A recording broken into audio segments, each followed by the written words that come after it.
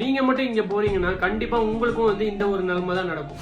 S, நம்ம வந்து எங்க இருக்கோம்னு பாத்தீங்கன்னா ராமேஸ்வரம் டெம்பிள்ல தான் இருக்கும். இந்த ராமேஸ்வரம் டெம்பிள்ல வந்து எப்படி என்ன பண்ணணும் அப்படின்னு வந்து கம்ப்ளீட் வீடியோ சொல்றேன். வாங்க வீடியோக்குள்ள போலாம். இந்த மாதிரி ஃபுட் அண்ட் டிராவல் ரிலேட்டட் வீடியோவுக்கு நம்ம பேஜை ஃபாலோ பண்ணிக்கோங்க.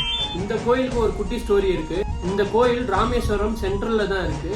ராவணனை கொன்ன பாவத்தை போக்குறதுக்காக ராமர் சிவனை வழிபட்டது தான் இந்த கோயில். அதனால தான் இந்த கோயில் பேர் வந்து ராமேஸ்வரம்னும், இதுல இருக்க சிவனோட பேர் வந்து ராமேஸ்வர சுவாமினும் வந்து வச்சிருக்காங்க.